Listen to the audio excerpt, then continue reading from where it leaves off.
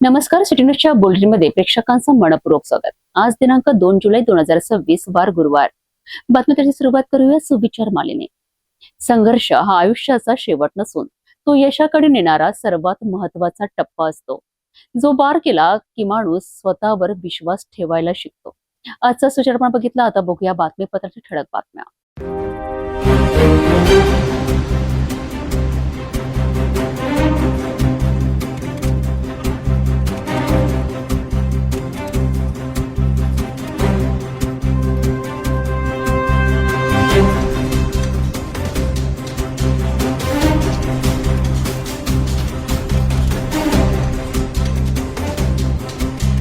आपण ठळक बातम्या बघितल्या. आता घेऊया छोटासा ब्रेक. शादी और ब्याह की शुरुआत आराधना साड़ी के साथ.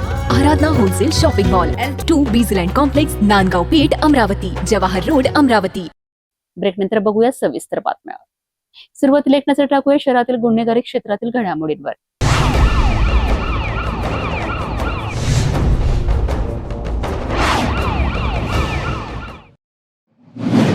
नागपूरच्या बस स्थानकातून चोरी गेलेली तब्बल 1.5 कोटी रुपयांची शिवाई बस आणि काही तासातच अमरावतीत पोलिसांच्या ताब्यात. राजापेठ पोलिसांनी अशी कारवाई केली की आंतरराज्यीय वाहन चोरस जाळ्यात अडकलाय. नेमकं काय घडलंय पाहूया हा खास रिपोर्ट. नागपूरच्या इमामवाडा बसस्थानकातून चार्जिंगला उभी असलेली MH14 BT 2588 क्रमांकाची शिवशाही बस अज्ञात चोरट्याने लंपास केली. बस चोरीची माहिती मिळताच नागपूर पोलिसांनी विविध जिल्ह्यांना सतर्क केले. त्यानंतर राजापेठ पोलिसांनी शोध मोहीम सुरू करत संशयित वाहनाचा माग काढला. तपासादरम्यान पोलिसांनी विष्णू गणपती निलकर वय 23 वर्ष राहणार गडवाल, तेलंगणा याला ताब्यात घेतले. चौकशीत त्याने बस चोरीची कबुली दिली.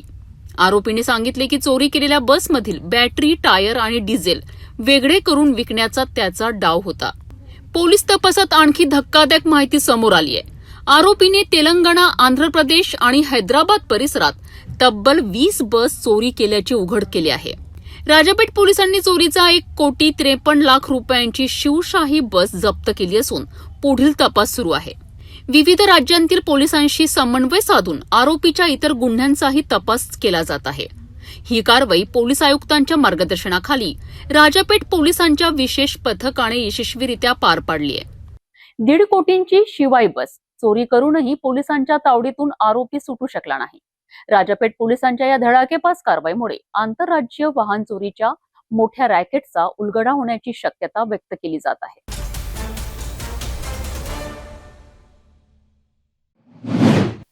अमरावती शहराच्या स्वच्छतेची जबाबदारी सांभाळणाऱ्या सफाई कर्मचाऱ्यांवरच हल्ला झाल्याने शहरात मोठी खळबळ उडाली आहे.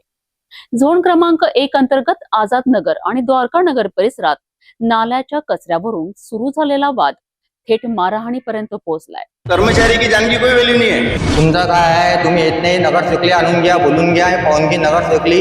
इसका जिम्मेदार कौन? हमारी जान की सेफ्टी कौन लेगा? ना ही कोई नगर सेवक पहुंचा है. हम मॉर्निंग से यहाँ बैठे हैं और जब वो अपशब्द का विरोध करेगा तो उसको मारा जाएगा. डिमांड पूरी नहीं होती तो हम कल पूरे शहर का काम बंद करेंगे. अमरावती शहरातील झोन क्रमांक 1 अंतर्गत प्रभाग क्रमांक 5 मधील आझाद नगर आणि द्वारका नगर परिसरात ही घटना घडली आहे.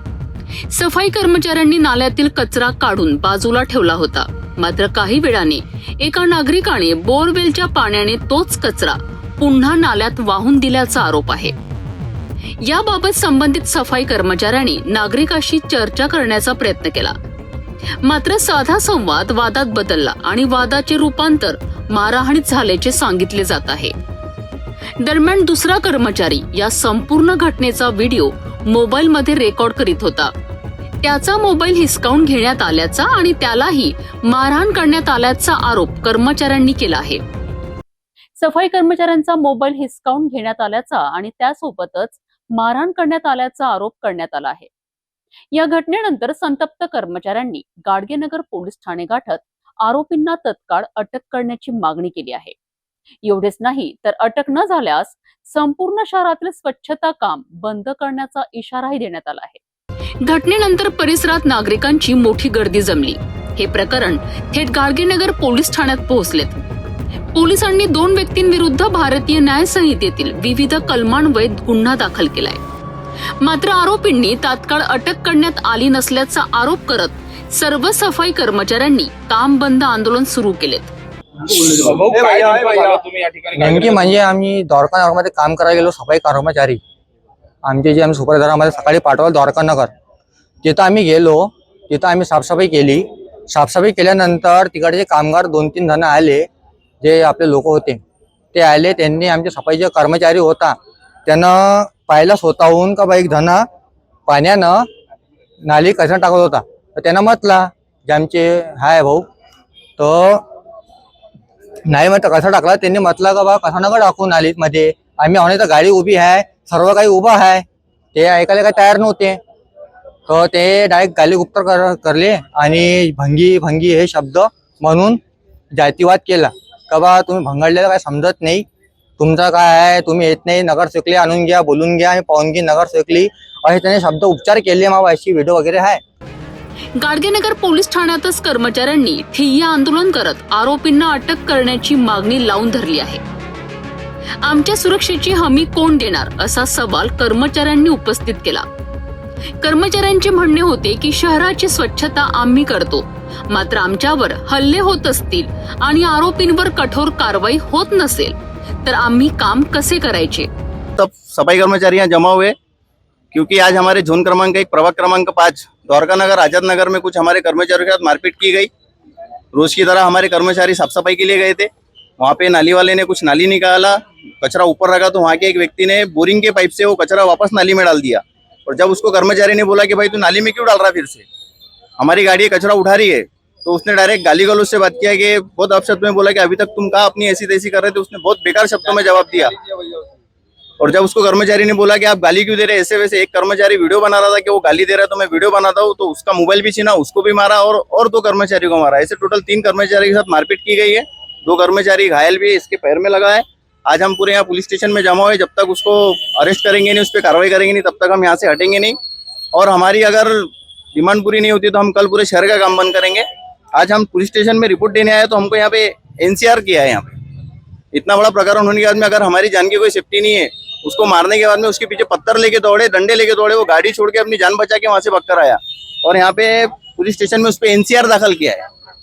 जो एक नॉर्मल सी केस है, एक आधार कार्ड पे छूट जाएगा. मतलब कर्मचारी की जान की कोई वैल्यू नहीं है. कर्मचारी सुबह 6 बजे उठ के वहाँ साफ सफाई करने जाता है, मारपीट करने नहीं जाता, झगड़ा करने, बात करने नहीं जाता है कहीं पे, वो साफ सफाई करने जाता है. वहां पे जाने के बाद में उसके साथ में अपशब्द से बोला जाएगा और जब वो अपशब्द का विरोध करेगा तो उसको मारा जाएगा. और जब हम यहाँ पे हमारी सेफ्टी के लिए यहाँ थाने में आए तो उस पर एनसीआर दाखिल किया गया है. एनसीआर, ये एनसीआर क्या रहता है आप सभी को समझता है. यानी कर्मचारी की जान की कोई वैल्यू नहीं है. इसका जिम्मेदार कौन, हमारी जान की सेफ्टी कौन लेगा.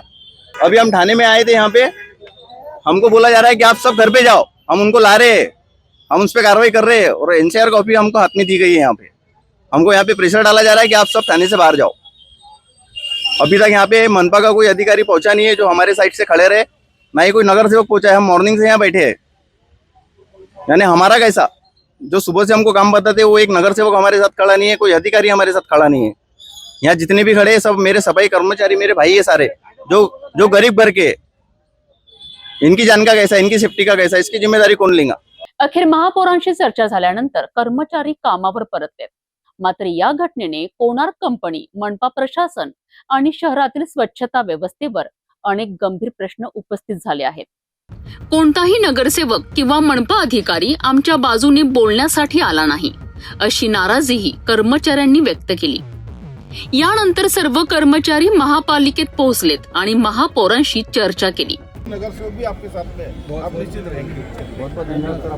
आप अपने काम में जो व्यक्ति के साथ हुआ है, जिसने किया है, उस पर आप कड़ी कार्रवाई करेंगे. मतलब वो कार्रवाई को देखते हुए बाकी लोग कर्मचारी के साथ थोड़ा अच्छा व्यवहार करेंगे. आते मैंने यादव साहब से अपडेट ले लिया. उन्होंने बोला दूसरे आरोपी को भी लेके आए हैं, पहले उन पर कड़ी से कड़ी कार्रवाई करो, पहले तहकीकात कर लो और कार्रवाई करो.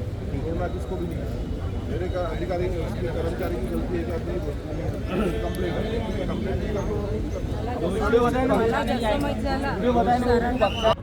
या चर्चेनंतर आंदोलन मागे घेण्यात आले आणि कर्मचारी पुन्हा कामावर परतलेत. मात्र या घटनेने अनेक जुन्या प्रश्नांना पुन्हा उजाळा मिळाला आहे. काही महिन्यांपूर्वी अकोली मिनी कंपोस्ट डेपो येथे कोणार्क कंपनीच्या सुपरवायझर आणि कर्मचाऱ्यांमध्ये झालेल्या वादानंतर चाकू हल्ल्याची गंभीर घटना घडली होती. त्या घटनेत एका सुपरवायझरला जीव गमवावा लागला होता. याशिवाय वेतनाच्या प्रश्नांवर कोणार्क कंपनीचे सफाई कर्मचारी आणि वाहन चालकांनी अनेक वेळा संपाचे हत्यार उपसले होते. त्यामुळे शहरातील स्वच्छता व्यवस्था वारंवार विस्कळीत होत असल्याचे चित्र दिसून येत आहे. शहराची स्वच्छता राखण्याची जबाबदारी कोणार्क कंपनीवर आहे. त्याचबरोबर आपल्या कर्मचाऱ्यांची सुरक्षा सुनिश्चित करण्याची जबाबदारीही कंपनीचीच आहे. परंतु वारंवार घडणारे वाद, आंदोलन, संप आणि सुरक्षा प्रश्न यामुळे संपूर्ण व्यवस्थेवर प्रश्नचिन्ह निर्माण होत आहे. दुसरीकडे शहरातील नागरिकांकडनं साफसफाईबाबत रोज तक्रारी येत असतात. अनेकदा सफाई कर्मचारी, आरोग्य निरीक्षक आणि आरोग्य विभागाकडनं तक्रारींकडे दुर्लक्ष होत असल्याचा आरोप नागरिक करतात. साफसफाईच्या प्रश्नांवर महापालिकेत तब्बल 11 तासांची विशेष सर्वसाधारण सभा घेण्यात आली होती. मात्र त्या बैठकीतून शहराला नेमका काय फायदा झाला आणि समस्यांवर किती तोडगा निघाला हा प्रश्न आजही कायम आहे. कोणार्क कंपनीकडे शहराची स्वच्छता व्यवस्था गेल्यापासून स्वच्छतेपेक्षा वादच अधिक चर्चेत राहिल्याचे दिसत आहे. त्यामुळे मनपा प्रशासन आणि कोणार्क कंपनी शहराच्या स्वच्छतेबाबत खरोखरच गंभीर आहेत का, असा प्रश्न आता नागरिकांमधून विचारला जात आहे. अमरावतीच्या स्वच्छता व्यवस्थेचा कणा मानल्या जाणाऱ्या कर्मचाऱ्यांनाच जर सुरक्षिततेची हमी मिळत नसेल तर ही बाब निश्चितच चिंतेची आहे. दुसरीकडे नागरिकांच्या स्वच्छतेच्या तक्रारी, वारंवार होणारे वाद, संप आणि आंदोलन यामुळे शहराच्या प्रतिमेलाही धक्का बसत आहे. आता या प्रकरणात पोलिसांची पुढील कारवाई काय होते, कर्मचाऱ्यांच्या सुरक्षेसाठी कोणती ठोस पावले उचलली जातात आणि शहराच्या स्वच्छता व्यवस्थेतील त्रुटी दूर करण्याकरिता मनपा प्रशासन व कोणार्क कंपनी काय निर्णय घेतात याकडे संपूर्ण शहराचे लक्ष लागले आहे.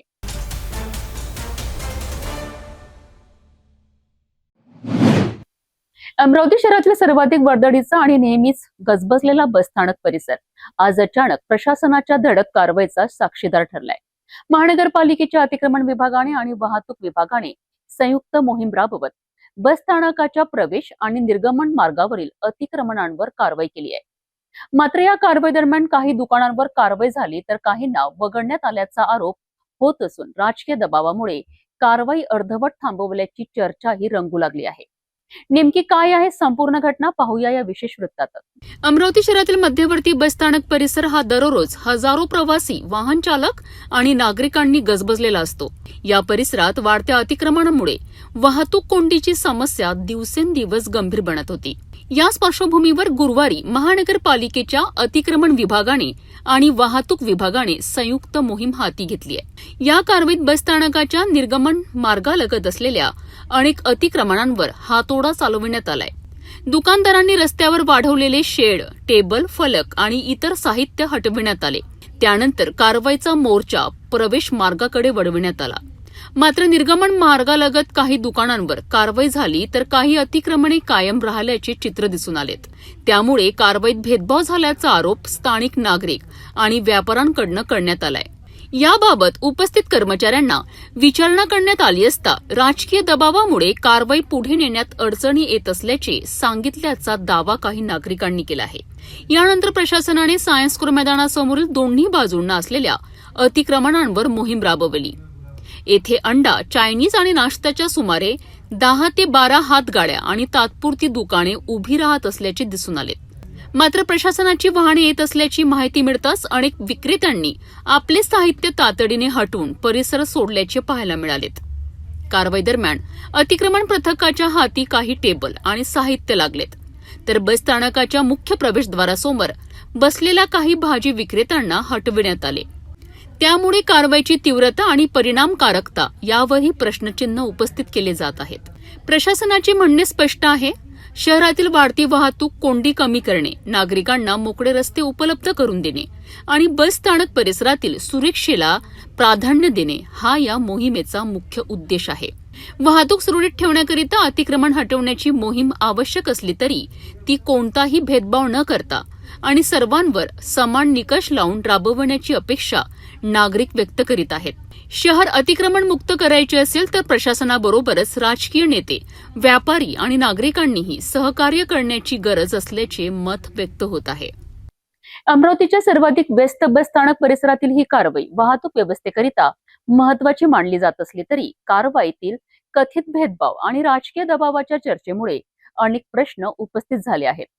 प्रशासन पुढील काळात संपूर्ण परिसर अतिक्रमण मुक्त करण्याकरिता सातत्याने मोहीम राबवते का आणि सर्वांवर समान कारवाई होते का याकडे आता शहरवासियांचे लक्ष लागले आहे.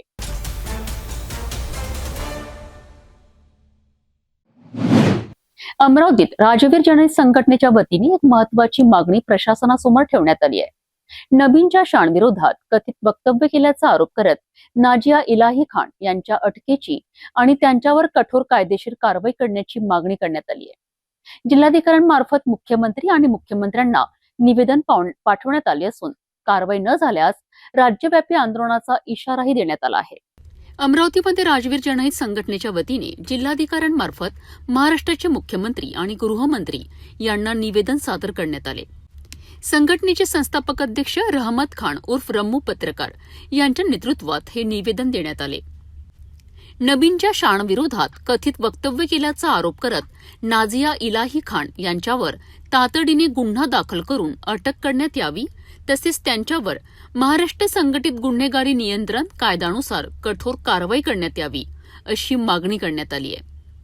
संघटनेच्या पदाधिकाऱ्यांनी धार्मिक भावना दुखावल्याचा आरोप करत सरकारने त्वरित निर्णय घ्यावा असे म्हटले आहे. दरम्यान मागण्यांवर लवकरात लवकर योग्य कारवाई न झाल्यास अमरावतीसह विदर्भ आणि संपूर्ण महाराष्ट्रात तीव्र आंदोलन छेडण्यात येईल असा इशारा राजवीर जनहित संघटनेने दिला आहे. निवेदनावेळी संघटनेचे अनेक पदाधिकारी आणि शेकडो कार्यकर्ते उपस्थित होते. हम ये जो निवेदन देने आए कलेक्टर साहब को, जो इनने गुस्ताखे नफ़ी के शान में जो गलत बोले गया है, हम उसके बारे में कलेक्टर साहब को निवेदन देने आए हैं. राजवीर संगठना के माध्यम से. आपकी क्या मांग है इसमें?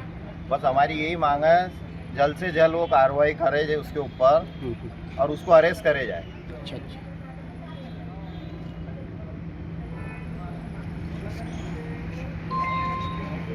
अगर इसको जल्द से जल्द अगर अरेस्ट करे नहीं जाता है तो हम कलेक्टर ऑफिस के सामने आंदोलन करेंगे और उसका पुतला जलाया जाएगा.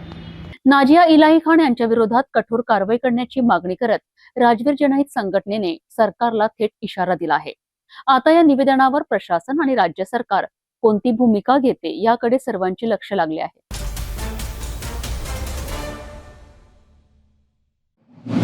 अमरावतीत गोसंवर्धन आणि गोशाळा सक्षमीकरणाचा एक महत्वाचा टप्पा पार पडला आहे. महाराष्ट्र शासनाच्या पशुसंवर्धन विभाग आणि महाराष्ट्र गोसेवा आयोगाच्या संयुक्त विद्यमाने आयोजित करण्यात आलेल्या राज्यमाता गोमाता संवाद यात्रा 2026 ने गोसंवर्धन क्षेत्रात नव्या आशा निर्माण केल्या आहेत. गोशाळांचे सक्षमीकरण, गोधारित शेतीचा प्रचार, गोबर आणि गोमूत्रापासून तयार होणाऱ्या मूल्यवर्धित उत्पादनांना बाजारपेठ उपलब्ध करून देणे आणि देशी गोवंश संवर्धनाकरिता व्यापक जनजागृती करणे हा या उपक्रमाचा मुख्य उद्देश आहे. अमरावतीतील अभियंता भवन येथे झालेल्या या कार्यक्रमात गोशाळा संचालक, पशुपालक, अधिकारी आणि विविध मान्यवर मोठ्या संख्येने उपस्थित होते. पाहूया हा विशेष अहवाल. अमरावती शहरातील शेगाव नाका परिसरातील अभियंता भवन येथे राज्यमाता गोमाता संवाद यात्रा 2026 हा कार्यक्रम उत्साहात पार पडला. महाराष्ट्र शासनाच्या पशुसंवर्धन विभाग आणि महाराष्ट्र गोसेवा आयोग यांच्या संयुक्त विद्यमाने आयोजित या कार्यक्रमात गोसंवर्धन क्षेत्रातील विविध महत्त्वाच्या विषयांवर सविस्तर चर्चा करण्यात आली. राज्यातील गोशाळांचे सक्षमीकरण, त्यांचे व्यवस्थापन अधिक प्रभावी बनवणे आणि गोशाळांना शासकीय योजनांचा लाभ मिळवून देणे यावर विशेष भर देण्यात आला. याशिवाय गोधारित शेतीला प्रोत्साहन देण्यासाठी विविध उपाययोजनांची माहिती उपस्थितांना देण्यात आली. गोबर आणि गोमूत्रापासून तयार होणाऱ्या सेंद्रिय खतांसह विविध मूल्यवर्धित उत्पादनांच्या निर्मितीला चालना देऊन ग्रामीण अर्थव्यवस्था मजबूत करण्याचा संदेश यावेळी देण्यात आला. पशुसंवर्धन विभाग आणि महाराष्ट्र गोसेवा आयोगाच्या विविध योजनांची माहिती देखील या संवाद यात्रेद्वारे नागरिकांपर्यंत पोहोचविण्यात आली. कार्यक्रमात गोशाळा संचालकांची आढावा बैठक घेण्यात आली. पशुसंवर्धन विभाग आणि गोशाळांमधील समन्वय अधिक मजबूत करण्याबरोबरच पोलीस प्रशासन आणि गोरक्षक यांच्यातील संवाद व सहकार्य वाढवण्याबाबत चर्चा झाली. संपूर्ण गोवंश हत्याबंदी कायद्याचा प्रचार आणि प्रसार तसेच देशी गोवंशाच्या पालनपोषणाबाबत जनजागृती करण्यासाठी व्यापक मोहिमा राबवण्याचा निर्धार यावेळी करण्यात आला. पशुसंवर्धन विभाग अमरावती आणि गोशाळा महासंघ अमरावती यांच्या संयुक्त प्रयत्नातून आयोजित या कार्यक्रमात गोसंवर्धन क्षेत्राशी संबंधित पदाधिकारी, गोशाळा संचालक, पशुपालक आणि विविध मान्यवरांनी सहभाग घेतला. राज्यभरात गोसंवर्धनाला नवी दिशा देणारा हा उपक्रम ठरणार असल्याची भावना उपस्थितांनी व्यक्त केली. आज राज्यमाता गोमाता संवाद यात्रा ही 24 जिल्हे करून अमरावतीमध्ये 25व्या जिल्ह्यामध्ये आलेली आहे. या राज्यमाता गोमाता यात्रेचा उद्देश असा आहे की आपल्यावर ग्रीन रिव्होल्यूशन म्हणजे हरित क्रांतीच्या नावावर केमिकल फर्टिलायझर, पेस्टिसाइड आले. व्हाईट रिव्होल्यूशन दुधाच्या क्रांतीमध्ये संक्रमित गायी आणि विदेशी गायी आल्या आणि देशी गायी कमी झाल्या. आता वेळ आलेली आहे की ब्राऊन रिव्होल्यूशन व्हायला पाहिजे. शेण आणि गोमूत्रातून आता क्रांती करणं आपलं सगळ्यांचं कर्तव्य आहे. आणि दुसरा उद्देश आहे, आमच्या महाराष्ट्रामध्ये 986 गोशाळा या आयोगाकडे रजिस्टर आहेत. त्या सर्व गोशाळांना सर्वच्या सर्व हे आम्ही आत्मनिर्भर बनवणार आहोत. आणि तिसरा उद्देश आहे की आता गावाकडून जो शहराकडे लोंढा चाललेला आहे, कारण रोजगार उपलब्ध नाही, व्यवसाय उपलब्ध नाही, शेती करायची इच्छा बऱ्याच युवकांना होत नाही. मला असं वाटतं की ह्याच्यासाठीच आपण आता हा तिसरा उपक्रम सुद्धा ह्याच्यात घेतलेला आहे. आणि पशुसंवर्धन खात्याकडून जवळजवळ 3,500 कोटीचं बजेट याच्यासाठी यावर्षी दिलं गेलेलं आहे, जेणेकरून गावातच रोजगार मिळतील, गावातच व्यवसाय होईल. आणि ह्याच्यामुळे आपण जे म्हणायचो की देश हा गावातच वसतो, म्हणजे गाव समृद्ध झाला तरच देश समृद्ध होऊ शकतं हे आता दिसलेलं आहे. शहरात नुसते लोंढे वाढून शहरही खराब होतंय आणि गाव खाली होतंय. त्यामुळं आता परत वेळ आलेली आहे की गावाकडं सगळं उपलब्ध करून द्यायचं आणि गावातल्या युवकांना, महिलांना रोजगार आणि व्यवसाय द्यायचा. गोसंवर्धन, गोधारित शेती, गोशाळांचे सक्षमीकरण आणि देशी गोवंश संवर्धनासाठी राज्य शासनाने सुरू केलेली राज्यमाता गोमाता संवाद यात्रा 2026 ही केवळ एक जनजागृती मोहीम नसून ग्रामीण अर्थव्यवस्था आणि पशुपालन क्षेत्राला नवी उभारी देण्याचा प्रयत्न मानला जात आहे. अमरावतीत झालेल्या या संवाद यात्रेतून गोसंवर्धन क्षेत्रातील विविध घटकांना एकाच व्यासपीठावर आणत समन्वय आणि विकासाचा संदेश देण्यात आलाय.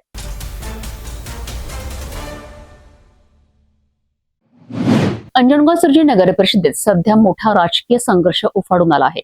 नगराध्यक्ष आणि मुख्याधिकारी यांनी अनेक दिवसांपासून सर्वसाधारण सभा घेतली नसल्याचा गंभीर आरोप करत उपनगराध्यक्ष तब्बल 17 नगरसेवकांनी थेट जिल्हाधिकाऱ्यांकडे धाव घेतली आहे.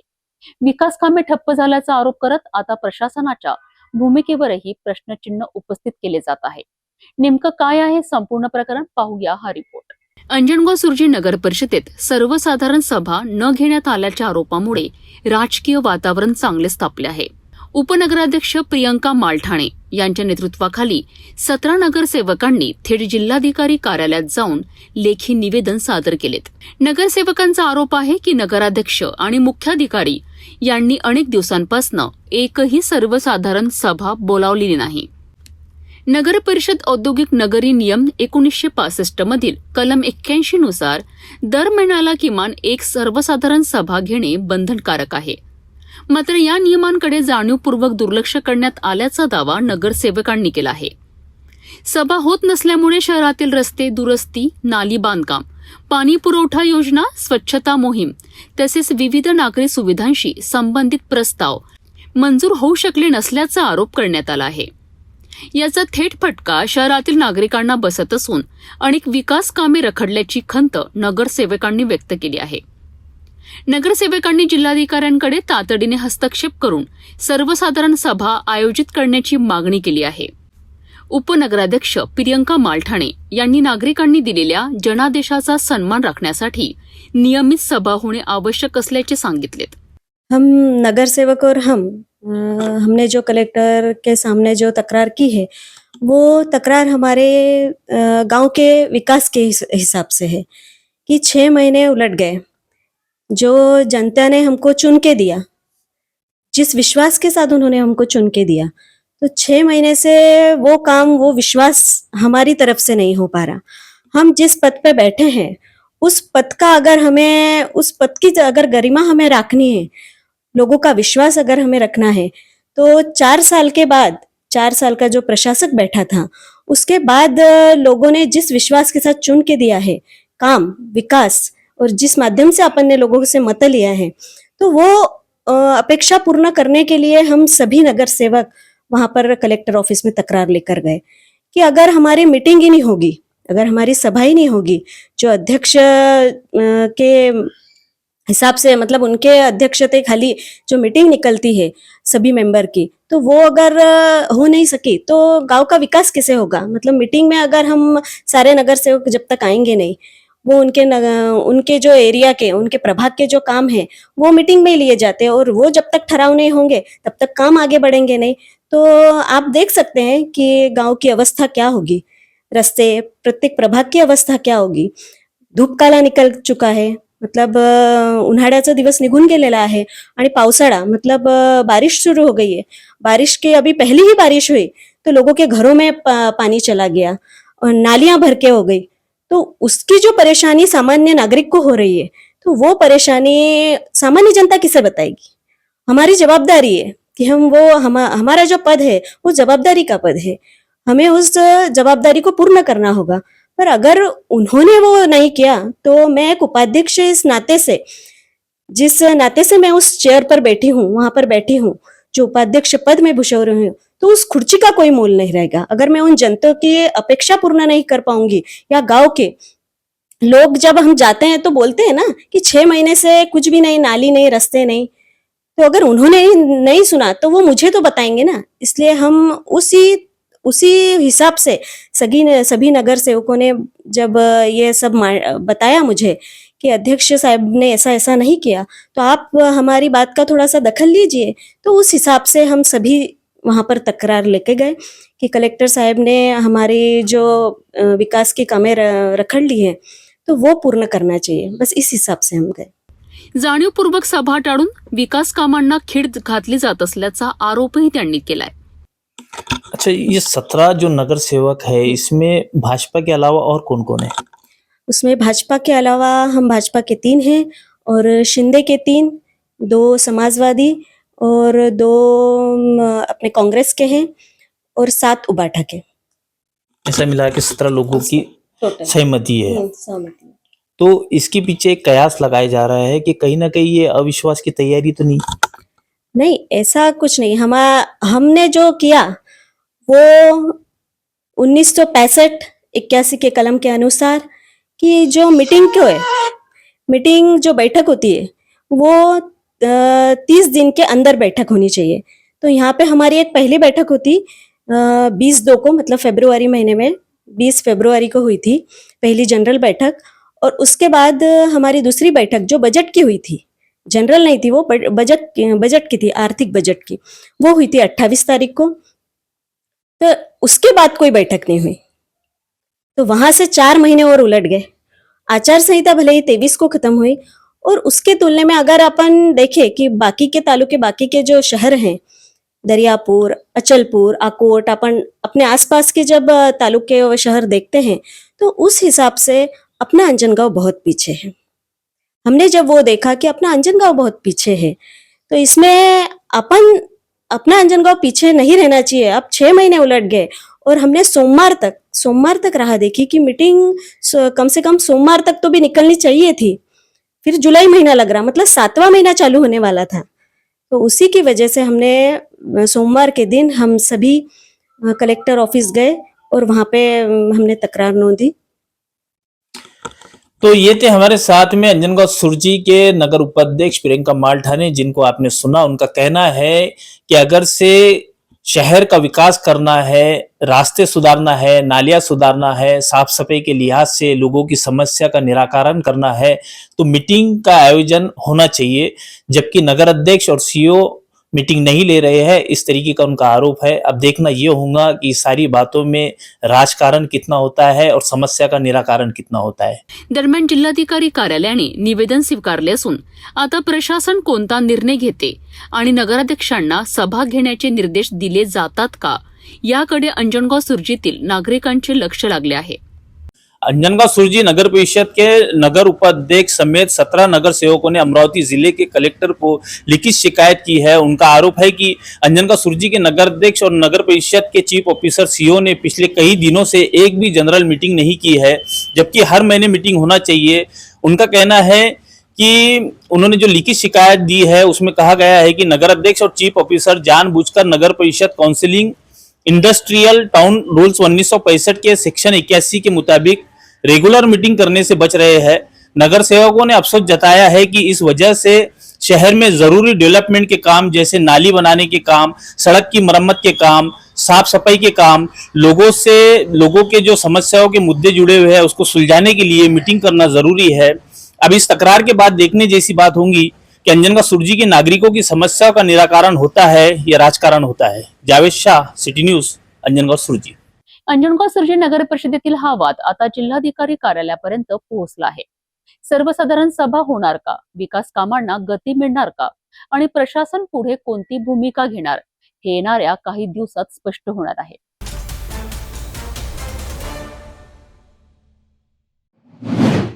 अंजनगाव सुरजी नगर परिषदेतील राजकारण सध्या चांगलेच तापले आहे। उपनगराध्यक्ष प्रियंका मालठाणे यांच्यासह तब्बल 17 नगरसेवकांनी नगराध्यक्ष सर्वसाधारण सभा घेत नसल्याचा आरोप करत थेट जिल्हाधिकारी कार्यालयात धाव घेतली आहे। नगर परिषद नियम 1965 कलम 81 नुसार नियमित सभा घेणे बंधनकारक असतानाही नगराध्यक्षांकडून टाळाटाळ होत असल्याचा आरोप नगरसेवकांनी केला आहे।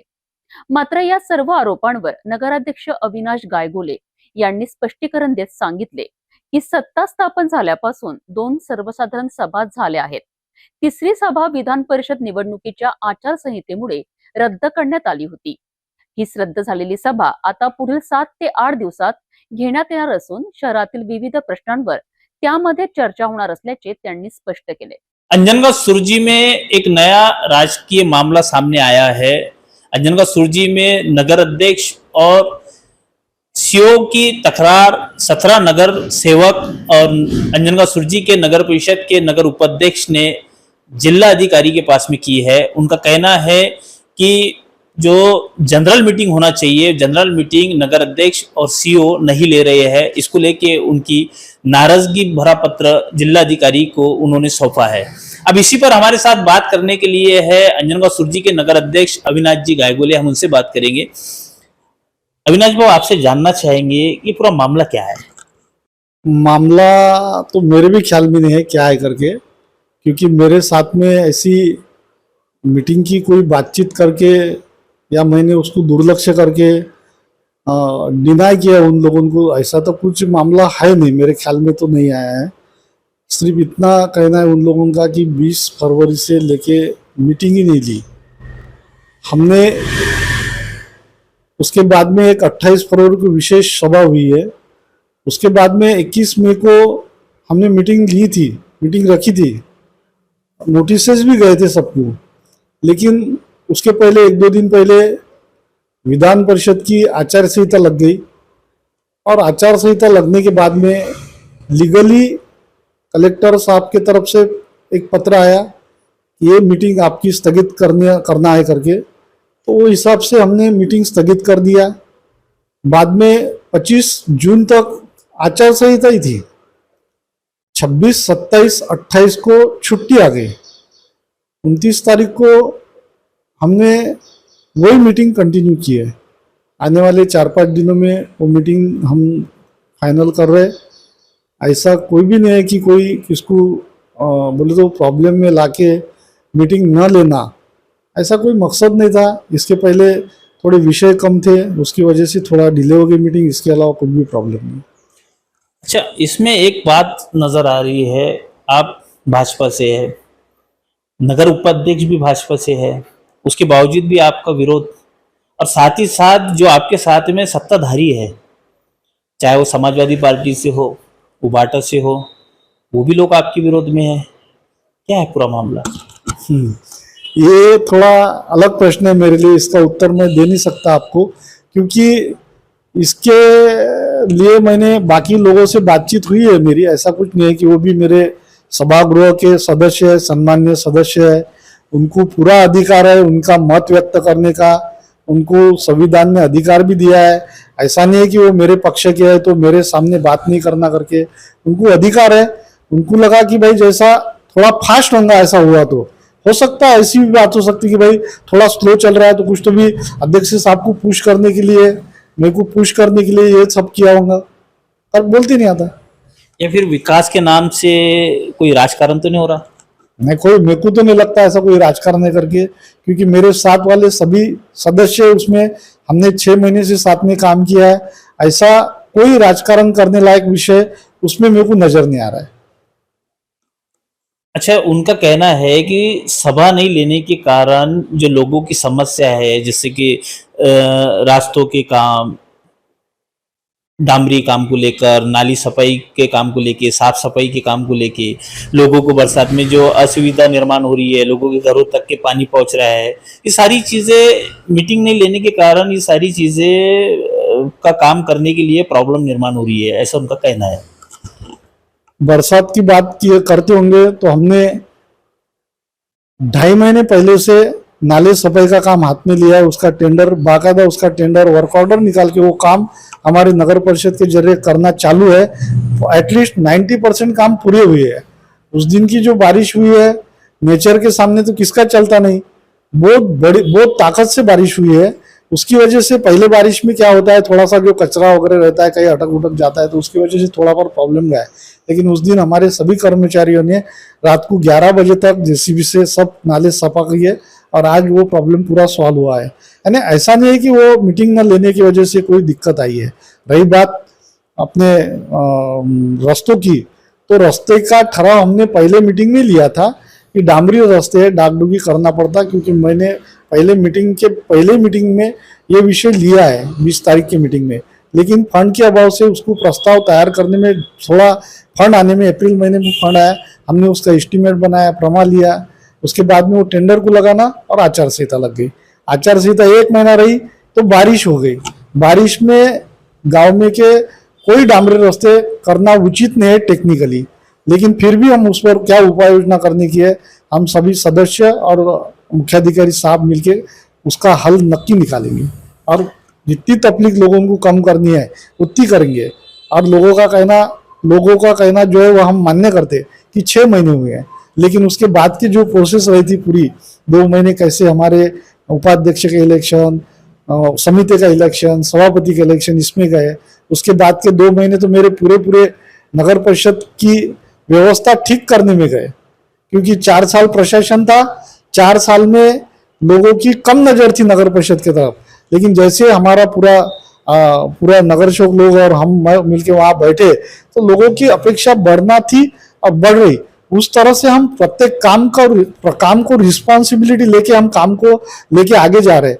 ऐसे आरोग्य में के कोई भी काम अगर होगा साफ सफाई का, तो तुम भी देख सकते कि साफ सफाई का काम हमने जो बोला, वो जिस दिन बोला उस दिन वो लोग बोले तो पूरी जिम्मेदारी से कर रहे हैं और हमारा ख्याल पूरे के पूरा वो पूरी व्यवस्था पर है। ऐसा कोई नहीं कि कोई बात पर दुर्लक्ष कर रहे होंगे करके, क्योंकि पहले 2 महीने में फरवरी से लेके मार्च और अप्रैल तक जितना मैंने नगर परिषद प्रशासन एडमिनिस्ट्रेशन के हिसाब से काम किया है, क्योंकि उसमें तो मेरी बदनामी भी हुई कि अध्यक्ष बहुत चिढ़ते हैं, बहुत चिड़चिड़ करते हैं, लेकिन उपाय नहीं था कि 4 साल की जो सुविधा, जो एक ये लाइन लगी थी कर्मचारियों को, थोड़ा सा चेंज होने में उसमें टाइम लग गया। और आने वाले दिनों में मैं तुमको बोलता कि यहाँ से 6 महीने के अंदर दिवाली होने के बाद में गांव में का हर एक रास्ता, मेन रास्ता क्वालिटी का बनेगा और प्रॉपर बनेगा। इसके पहले 4.5 कोटी के काम की निविदा हमने लगाई थी, वो निविदा भी अभी हम 8 दिन में पूरा उसका प्रोसेस भी हुआ है, निविदा खुली भी है। 8 दिन के अंदर उसके पूरे वर्क ऑर्डर होके काम की भी शुरुआत करेंगे, क्योंकि वो कंक्रीट के काम है। कंक्रीट के काम हम बरसात में भी कर सकते हैं, ऐसा नहीं है। तो ये थे हमारे साथ में अंजनगांव सुरजी के नगर अध्यक्ष अविनाश जी गायगुले, जिनको आपने सुना। उनका कहना है कि वो काम कर रहे हैं और काम करते रहेंगे, आरोप प्रत्यारोप चलते रहेंगे। जावेद शाह, सिटी न्यूज, अंजनगांव सुरजी। नगरसेवकांच्या तक्रारीनंतर आता जिल्हा प्रशासन कोणती भूमिका घेते आणि नगर परिषदेतील हा वाद पुढे कोणते वळण घेतो, याकडे संपूर्ण अंजनगाव सुरजेचे लक्ष लागले आहे।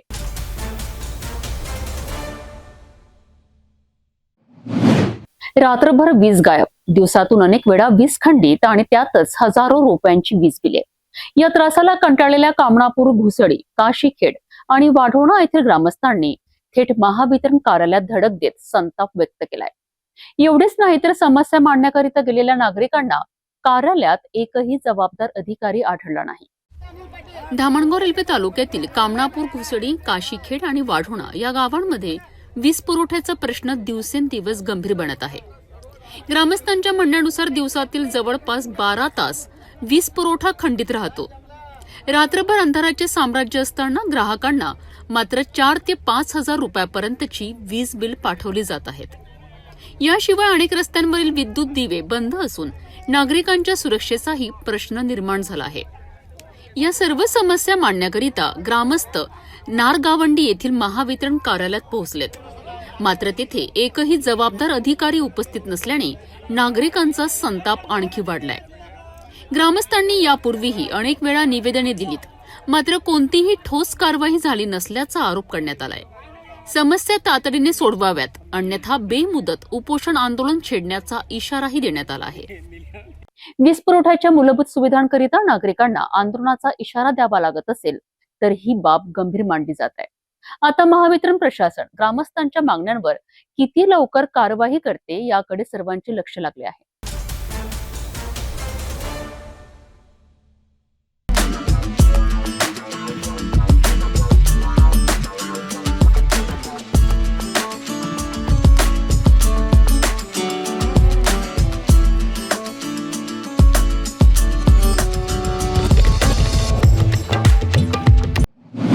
नागपुरात रोड रेसची धक्कादायक घटना समोर आली आहे। केवळ हॉर्न वाजवल्याच्या कारणावरून एका कार चालकावर 12 ते 14 युवकांनी हल्ला केल्याचा प्रकार माणकापूर परिसरात घडलाय। कारची काच फोडण्यात आली, चालकाला दगड मारून जखमी करण्यात आले आणि या संपूर्ण प्रकरणाचा पोलिसांनी सीसीटीव्हीच्या मदतीने पर्दाफाश करत तब्बल 14 आरोपींना ताब्यात घेतले आहे। बघूया याबाबत संपूर्ण अहवाल। 28 जूनच्या रात्री माणकापूर रिंग रोडवरील मकबूल मशिदीजवळ ही घटना घडली आहे। फिर्यादी आपल्या 4 चाकी वाहनाने घरी जात असताना काही युवक दुचाकींवर आडवी तिडवी वाहने चालवत असल्याने त्यांनी हॉर्न वाजविला। याचाच राग मनात धरून आरोपींनी कारचा पाठलाग केला। मकबूल मशिदीजवळ कार अडवून चालकाला शिवीगाळ करण्यात आली। त्यानंतर कारची मागील काच फोडण्यात आली आणि चालकावर दगडफेक करून त्याला जखमी करण्यात आले। घटनेनंतर माणकापूर पोलिसांनी परिसरातील सीसीटीव्ही फुटेज तपासले आणि गुप्त माहितीच्या आधारे 5 पावली परिसरातून 14 आरोपींना ताब्यात घेतले। पोलिसांनी आरोपींकडून 5 दुचाकी वाहने जप्त केली असून त्यांची किंमत सुमारे 5,60,000 रुपये असल्याचे सांगितले जात आहे। प्राथमिक तपासात किरकोळ बाचाबाची आणि रोड रेस मधून हा हल्ला झाल्याचे समोर आले आहे। पुढील तपास माणकापूर पोलीस करीत आहेत। जे फिर्यादी आहेत ते फिर्यादी 28 तारीखच्या रात्री जरीपटका येथून माणकापूर येथे येत होते।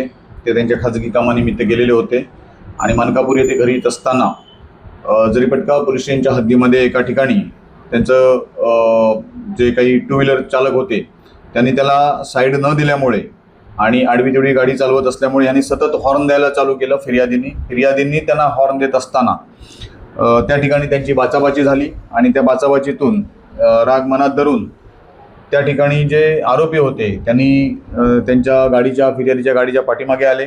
फिर्यादी हे माणकापूर हद्दीत त्यांच्या घराच्या जवळच्या परिसरामध्ये गाडी थांबवली असता या आरोपींचा जो ग्रुप होता त्या आरोपींनी येऊन फिर्यादींना पकडलं आणि त्यांना त्या ठिकाणी हाताबुक्क्याने मारहाण केली, तसेच दगडाने मारहाण केली। याबाबत घटनेनंतर ते रुग्णालयामध्ये उपचारासाठी दाखल झालेले होते। घटनेची माहिती मिळाल्यानंतर त्या ठिकाणी आमच्या पथकानं सीसीटीव्ही फुटेज तपासणी चालू केली यामध्ये अनोळखी इस्मानी विरुद्ध FIR नंबर 257/26 कलम 126(2), 115(2), 118(1), 324(2), 296, 351 वगैरे कलमानुसार आणि बेकायदेशीर जमावाच्या कलमानुसार गुन्हा दाखल करण्यात आलेला होता. गुन्हा दाखल झाल्यानंतर CCTV फुटेजच्या पडताळणीमध्ये काही आरोपी हे त्यामध्ये आयडेंटिफाय झालेले आहेत. त्याची माहिती गोपनीय बातमीदारांना देऊन त्यांच्या थ्रू सगळे आरोपी चेक करण्यात आले आणि यातील एकूण 14 आरोपी हे निष्पन्न करण्यात आलेले आहेत. त्यांच्या एकूण 5 मोटरसायकल ज्याची किंमत 5,60,000 रुपये या मोटरसायकल देखील ताब्यात घेण्यात आलेले आहेत आणि एकूण 14 आरोपींना ताब्यात घेऊन त्यांच्याविरुद्ध प्रतिबंधक कारवाई करण्यात येत आहे. ही यातील फिर्यादी जे आहेत हे पोलीस अंमलदार आहेत, परंतु ते त्यावेळी कोणत्याही ड्युटीवर नव्हते. त्यांची ड्युटी करून ते घरी येऊन नंतर खाजगी कामासाठी गेलेले होते. ते गणवेशात देखील नव्हते. यातील फिर्यादी आणि आरोपी एकमेकाला ओळखत नाहीत. आरोपींना देखील ते पोलीस कर्मचारी आहेत माहीत नव्हते आणि अशा प्रकारे त्यांचं गाडी चालवताना जो काही वादविवाद झाला होता त्या वादातून झालेल्या भांडणातून सदरचा गुन्हा घडलेला आहे. गुन्हा दाखल करून आरोपींकडे तपास चालू आहे. रोड रेसच्या घटनांमधनं क्षणिक राग किती मोठ्या गुन्ह्यात बदलू शकतो याचे हे आणखी एक उदाहरण मानले जात आहे. माणकापूर पोलिसांच्या तत्पर कारवाईमुळे सर्व आरोपींची ओळख पटली असली तरी पुढील कायदेशीर प्रक्रिया सुरू आहे.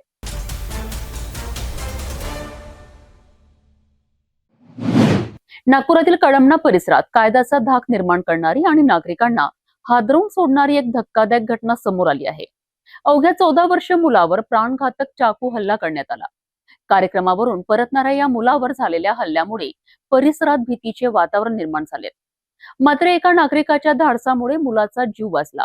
या घटनेनंतर कळमना पोलिसांनी तातडीने कारवाई करत आरोपीला अटक केली आणि त्यानंतर आरोपीची जाहीर धिंड काढत गुन्हेगारांना कडक संदेश दिलाय. कळमना पोलीस ठाण्याच्या हद्दीतील डिप्टी सिग्नल परिसरात ही धक्कादायक घटना घडली.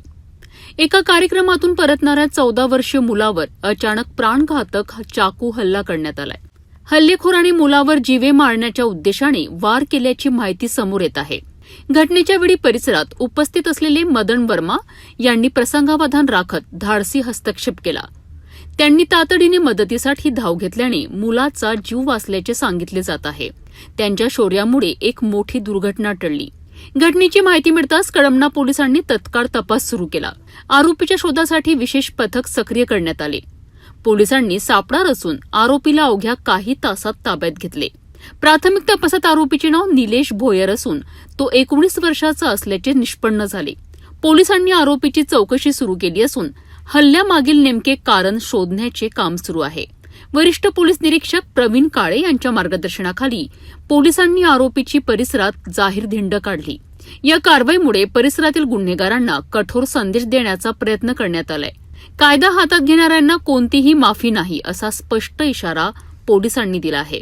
या घटनेनंतर नागरिकांनी पोलिसांच्या तातडीच्या कारवाईचे स्वागत केले असून परिसरात कायदा व सुव्यवस्था कायम राखण्याकरिता कठोर उपाययोजना सुरू करण्याची माहिती पोलिसांकडून देण्यात आली आहे. इन हरामियों को अपने डिप्टी सिग्नल में, अपने अच्छे समाज में, अपने नागपुर में इनके लिए कोई जगह नहीं है. अगर ऐसे हरामी, ऐसे विकृत बुद्धि वाले अगर अपने डिप्टी सिग्नल में होंगे तो आप हमें बताओ फोन करके, इनको अपन उनके घर पे भेज देंगे. जहाँ से आए हैं उधर भेज देंगे, क्योंकि ये हरामियों के लिए अपने इतने अच्छे डिप्टी सिग्नल में इनके लिए जगह नहीं रहनी चाहिए. ये हरामी साले किसको भी बगैर वजह चक्कू मार देते हैं, कोई कारण नहीं. 14 वर्षीय मुलावर झालेल्या या जीवघेण्या हल्ल्याने नागपूर शहर हादरले असले तरी एका सजग नागरिकाच्या धाडसामुळे एका निरागसचा जीव वाचलाय. दुसरीकडे पोलिसांनीही वेगवान कारवाई करत आरोपीला अटक करून गुन्हेगारांना स्पष्ट संदेश दिला आहे. या प्रकरणाचा पुढील तपास सुरू असून आणखी कोणती माहिती समोर येते याकडे सर्वांचे लक्ष लागले आहे.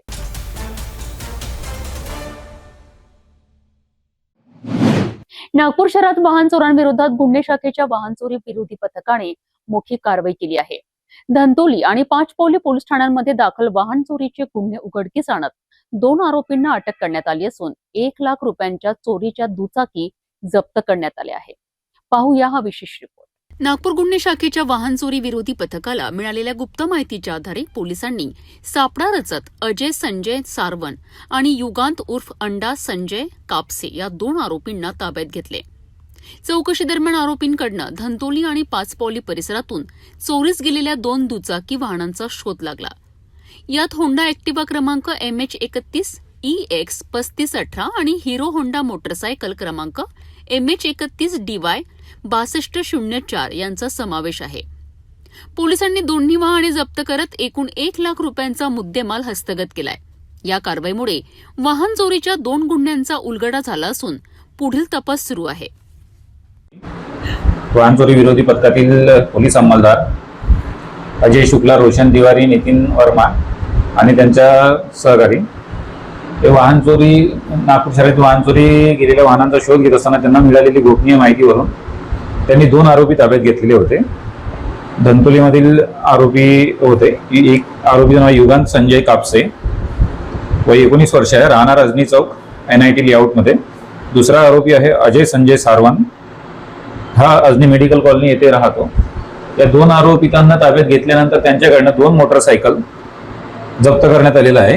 एक पहिली मोटरसायकल जी होती होंडा ॲक्टिवा कंपनीची, जी धंतोलीमधून चोरी गेलेली होती मागील 3-4 दिवसापूर्वी, आणि सेम 3-4 दिवसापूर्वी त्याच आरोपितांकडनी चोरी केलेली स्प्लेंडर मोटरसायकल होती पाचपावली पोलीस स्टेशनमधली. दोन्ही मोटरसायकल काल जप्त करून आरोपितांना पोलीस स्टेशन धंतोली यांच्या ताब्यात मुद्देमालासह देण्यात आलेले आहे. नमूदची जी कार्यवाही आहे हे नागपूर शहर पोलीस आयुक्त माननीय श्री नागरे पाटील सर, सहपोलीस आयुक्त रेड्डी सर व अपर पोलीस आयुक्त Dabhade sir, DCP detection Shri Agarwal sir, ACP sir आणि वाहन चोरी त्यांच्या मार्गदर्शनाखाली वाहन चोरी विरोधी पथकाने पूर्ण केलेली आहे. वाहन चोरीच्या घटनांना आळा घालण्याकरिता नागपूर पोलिसांची कारवाई अधिक तीव्र होताना दिसत आहे. 2 आरोपी अटकेत आणि चोरीच्या दुचाकी जप्त झाल्याने वाहन चोरट्यांमध्ये खळबळ उडाली आहे.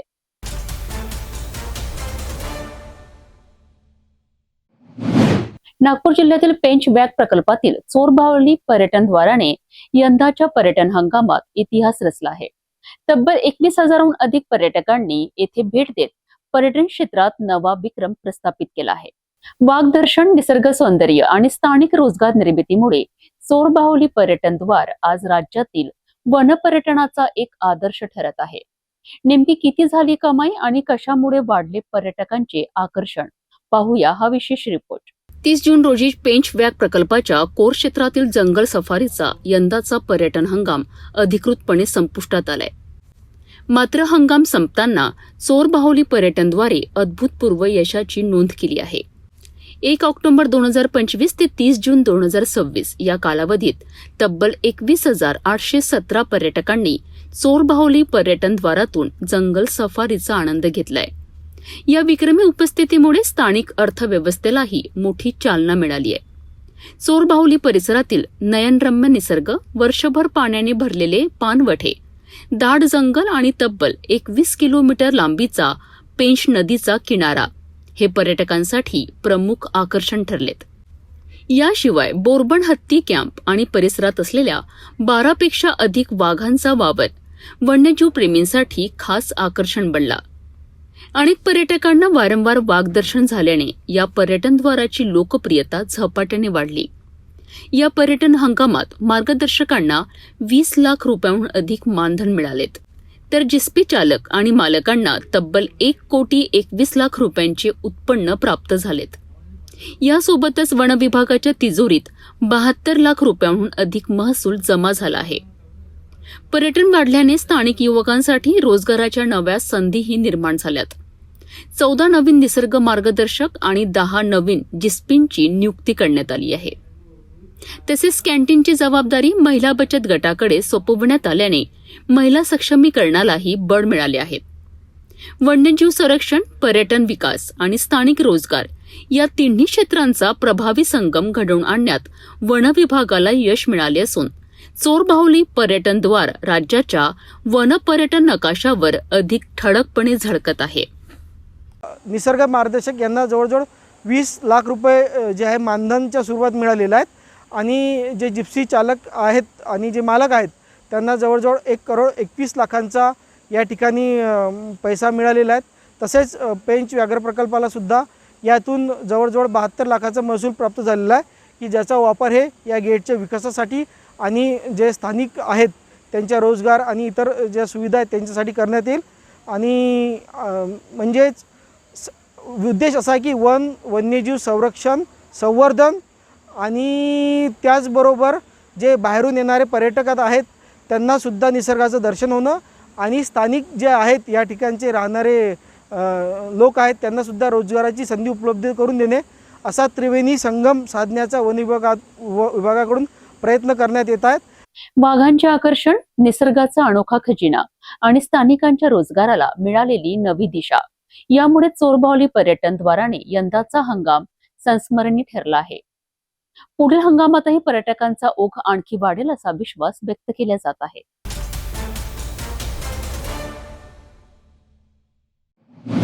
वर्धा जिल्ह्यातील आष्टी तालुक्यात रात्री झालेल्या जोरदार पावसाने मोठे नुकसान घडवून आणले आहे. नरसिंगपूर येथे पुराचे पाणी थेट शाळेत शिरल्याने शैक्षणिक साहित्य आणि विद्यार्थ्यांच्या पोषण आहाराचे नुकसान झाले आहे. तर दुसरीकडे नाल्याच्या पुरात अनेक शेळ्या वाहून गेल्याची माहिती समोर येत आहे. बेलोरा परिसरातही नदीला आलेल्या पुरामुळे शेतकऱ्यांची चिंता वाढली आहे. पाहूया हा सविस्तर रिपोर्ट. वर्धा जिल्ह्यातील आष्टी तालुक्यात रात्रीच्या सुमारास झालेल्या मुसळधार पावसामुळे अनेक भाग जलमय झालेत. नरसिंगपूर येथे पुराचे पाणी गावातील शाळेत शिरल्याने शैक्षणिक साहित्याचे मोठे नुकसान झालेत. विद्यार्थ्यांकरिता ठेवण्यात आलेला शालेय पोषण आहारही पाण्यात भिजल्याने हानी झाली आहे. दरम्यान नरसिंगपूर शिवारातील नाल्याला आलेल्या पुरात जवळपास 8 शेळ्या वाहून गेल्याचा अंदाज व्यक्त केला जात आहे. यापैकी 4 शेळ्या मृतावस्थेत आढळून आल्याची माहिती मिळाली आहे. त्यामुळे पशुपालकांचे मोठे आर्थिक नुकसान झाले आहेत. बेलोरा शिवारातही नदीला मोठ्या प्रमाणात पूर आला असून नदीकाठच्या शेतांमध्ये पाणी साचले आहे. त्यामुळे पिकांचे नुकसान होण्याची भीती व्यक्त केली जात आहे. स्थानिक नागरिक आणि शेतकरी प्रशासनाकडून तातडीच्या मदतीची अपेक्षा व्यक्त करण्यात आली आहे. वर्धा जिल्ह्यातील आष्टी तालुक्यात पावसामुळे शाळा, पशुपालक आणि शेतकरी अशा सर्वच घटकांना फटका बसला आहे. नुकसानीचे पंचनामे करून मदत देण्याची मागणी आता जोर धरू लागत आहे.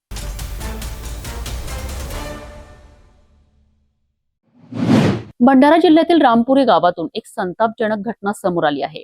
19 वर्षीय तरुणीला कथितरित्या बेदम मारहाण करण्यात आल्याचा आरोप असून गंभीर जखमी झालेल्या पीडितेला अद्याप न्याय मिळालेला नाही. धक्कादायक बाब म्हणजे इतक्या गंभीर प्रकरणात केवळ NCR नोंदवण्यात आल्याचा आरोप होत आहे.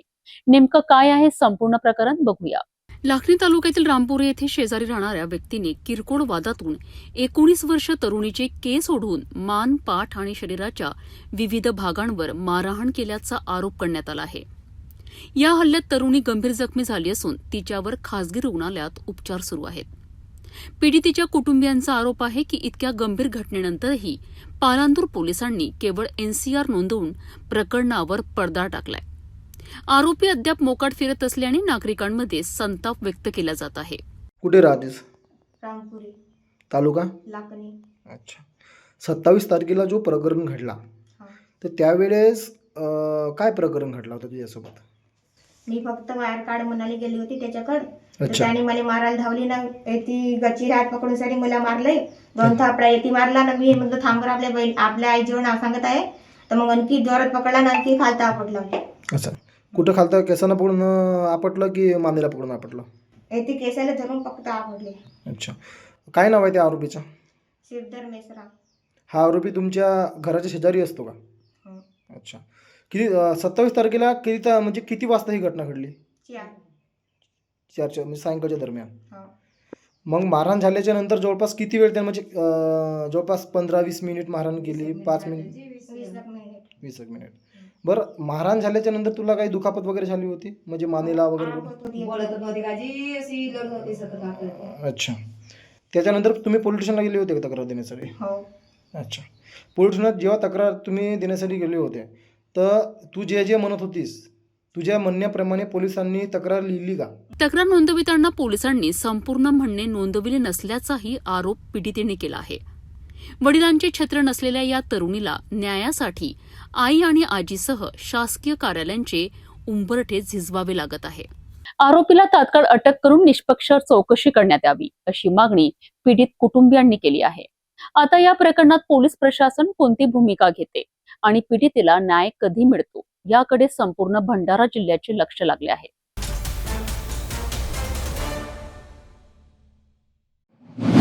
नांदेड जिल्ह्यातील माहूर शहराच्या सर्वांगीण विकासाकरिता सामाजिक कार्यकर्ते आनंद तुपदाडे यांनी पुन्हा एकदा उपोषणाचे हत्यार उगारले आहेत. विविध प्रलंबित प्रश्न, घरकुल लाभार्थ्यांचे रखडलेले अनुदान आणि कथित भ्रष्टाचाराच्या चौकशीच्या मागण्यांसाठी सुरू असलेल्या या आंदोलनाचा आज 3रा दिवस आहे. नेमकं काय आहे मागण्या पाहूया या विशेष रिपोर्टमध्ये. माहूर शहराच्या सर्वांगीण विकासाकरिता आनंद तुपदाडे यांचे आमरण उपोषण आज 3ऱ्या दिवशीही सुरू आहे. गेल्या 10 महिन्यात 4थ्यांदा उपोषणाला बसल्याचा दावा करत त्यांनी शासनावर केवळ आश्वासने देऊन वेळ काढूपणा केल्याचा आरोप केला आहे. उपोषणकर्त्यांची प्रमुख मागणी म्हणजे सन 2017 ते 2026 या कालावधीत मंजूर झालेल्या प्रधानमंत्री आवास योजनेतील लाभार्थ्यांना रखडलेले अनुदानाचे उर्वरित हप्ते तात्काळ वितरित करण्यात यावे. याशिवाय शहरातील सौर ऊर्जा प्रकल्पातील कथित 10 कोटी रुपयांच्या भ्रष्टाचाराची चौकशी आणि पाणीपुरवठा योजनेतील कथित आर्थिक गैरव्यवहाराचा खुलासा करण्याचीही मागणी करण्यात आली आहे. आनंद तुपदाडे यांच्यासह अनेक नागरिक या उपोषणात सहभागी झाले असून मागण्या मान्य होईपर्यंत आंदोलन सुरू ठेवण्याचा निर्धार व्यक्त करण्यात आला आहे. माहूर नगर पंचायत पुढे ह्या अगोदर सुद्धा हे 4थं उपोषण आहे आणि आज उपोषणाचा 3रा दिवस आहे. या अगोदर सुद्धा बरेच वेळा आमच्या माहूर नगर पंचायत पुढे आंदोलनं झाली. जिल्हाधिकारी कार्यालयासमोर सुद्धा आम्ही आमरण उपोषण केलं, पण आम्हाला फक्त लेखी स्वरूपामध्ये आश्वासनच भेटले. आणि माहूर शहरातील लाभार्थ्यांच्या घरकुल लाभार्थ्यांच्या खात्यामध्ये जोपर्यंत पैसे जमा होणार नाहीत तोपर्यंत आम्ही या उपोषण स्थळापासून आमरण उपोषणापासून आम्ही माघार घेणार नाही. ही मागणी पूर्ण झाली, ते बी पूर्ण झाली नाही, थोडंसं बाकीच आहे. त्याच्यामध्ये ज्यांनी घरकुल लाभार्थ्याच्या निधीमध्ये अपहार केला, ज्याने भ्रष्टाचार केला 2,07,01,724 रुपयाचा, त्यामध्ये फक्त कर्मचाऱ्याचे नावं हे झाली, पण त्यावेळी नगराध्यक्ष कोणत्या नगराध्यक्षाचे त्यावर व्हाउचरवर सह्या होत्या हे सुद्धा नगरपंचायतने आम्हाला स्पष्ट करून दाखवावं. आणि जे बी याच्यामध्ये सहभागी आहेत, जो बी नगराध्यक्ष ह्यामध्ये सहभागी आहे त्याच्यावर सुद्धा चौकशी करून त्याच्यावर बी कारवाई व्हावी, उच्च कारवाई व्हावी. आणि माहूर शहरातील लाभार्थ्यांना न्याय मिळावा. जोपर्यंत न्याय मिळणार नाही, जोपर्यंत लाभार्थ्याच्या खात्यात पैसे जमा होणार नाहीत, आम्ही या उपोषणातून माघार घेणार नाही. हे आमचं शेवटचं उपोषण असेल. माहूरच्या विकासाशी संबंधित प्रश्नांवर सुरू असलेल्या या उपोषणाकडे आता प्रशासन आणि शासन काय भूमिका घेते याकडे सर्वांचे लक्ष लागले आहे. आता उपोषणकर्त्यांच्या मागण्या मान्य होणार की आंदोलन आणखी तीव्र होणार हे येणारे दिवस ठरवतील.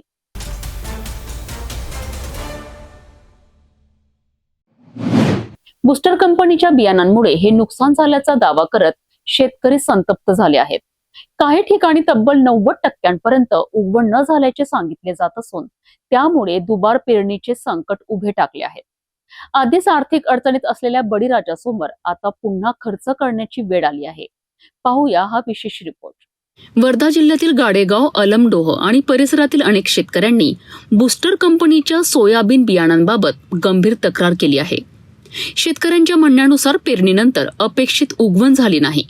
काही शेतांमध्ये उगवण अत्यल्प तर काही ठिकाणी जवळपास 90% उगवण फेल झाल्याचा दावा करण्यात येत आहे. यंदाच्या हंगामासाठी कर्ज काढून महागडी बियाणे आणि खतांची खरेदी करून शेतकऱ्यांनी मोठ्या आशेने पेरणी केली होती. मात्र आता शेतांमध्ये रिकामे पट्टे दिसत असल्याने शेतकरी हतबल झाले आहेत. पावसाळ्याच्या महत्त्वाच्या कालावधीत दुबार पेरणी करावी लागल्यास हजारो रुपयांचा अतिरिक्त खर्च सहन करावा लागणार आहे. संतप्त शेतकऱ्यांनी कृषी विभागाकडे तातडीने पंचनामा करण्याची मागणी केली आहे. संबंधित बियाण्यांची प्रयोगशाळेत तपासणी करून दोषी आढळल्यास कंपनीवर कठोर कारवाई करावी, तसेच शेतकऱ्यांना तातडीने नुकसान भरपाई द्यावी अशी मागणी होत आहे. दरम्यान या प्रकरणामुळे परिसरातील इतर शेतकऱ्यांमध्येही चिंता वाढली असून प्रशासन आणि कृषी विभाग यावर नेमकी काय भूमिका घेतात याकडे सर्वांचे लक्ष लागले आहे. मी मौजा गाडेगाव, तालुका हिंगणघाट, जिल्हा वर्धा येथून शेतकरी सोयाबीन उत्पादक शेतकरी बोलत आहोत. मी हुतुतू कंपनीचं, बूस्टर या कंपनीचं हुतुतू हे व्हेरायटी पेरली. 20 जूनला पेरणी केली. 2 बॅग त्याच्यासाठी खरेदी केल्या. जमिनीमध्ये पुरेसा ओलावा असताना ही पेरणी केली, परंतु बुस्टर या कंपनीचं बियाणं जे आहे ते पूर्ण बोगस निघालं. त्याच्यामध्ये कुठलीच उगवण शक्ती नव्हती आणि त्याच्यामुळे माझे 15 ते 20 हजार रुपयाचं नुकसान झालेलं आहे. खत, मजुरी खर्च आणि बियाणे खर्च संपूर्ण वाया गेलेला आहे. त्याच्यामुळे शासनाने त्याच्यावर नुकसान भरपाई द्यावी अशी आमची मागणी आहे. कृषी विभागाचे लोक किंवा कंपनीवाले अजूनपर्यंत शेताच्या बांधावर पोहोचले नाही. त्यामुळे आमची प्रशासनाला आणि शासनाला विनंती आहे की त्यांनी आमच्या झालेल्या नुकसानीची भरपाई आम्हाला द्यावी. सोयाबीन पिकाच्या उगवणीबाबत निर्माण झालेल्या या गंभीर परिस्थितीमुळे गाडेगाव आणि परिसरातील शेतकरी मोठ्या आर्थिक संकटात सापडले आहेत. कृषी विभागाकडनं पंचनामा, बियाणांची तपासणी आणि नुकसान भरपाईबाबत काय निर्णय घेतला जातो हे पाहणे महत्त्वाचे ठरणार आहे. शेतकऱ्यांच्या या मागण्यांना न्याय मिळतो का याकडे आता संपूर्ण जिल्ह्याचे लक्ष लागले आहे.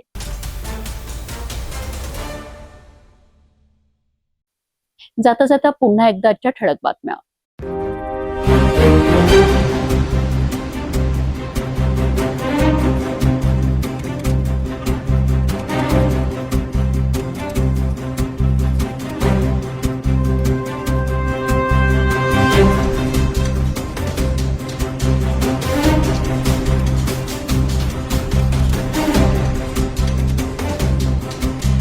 आता सिटी न्यूज चॅनल आपल्या टीव्हीवरही बघू शकता.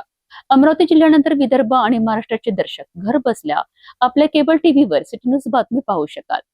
जर आपल्या टीव्हीवर सिटी न्यूज चॅनल दिसत नसेल तर आपण आपल्या केबल ऑपरेटर संपर्क करावा. आपण सिटी न्यूज केबलच्या व्यतिरिक्त युट्यूब, फेसबुक, इंस्टाग्राम आणि ट्विटरवर बघू शकता.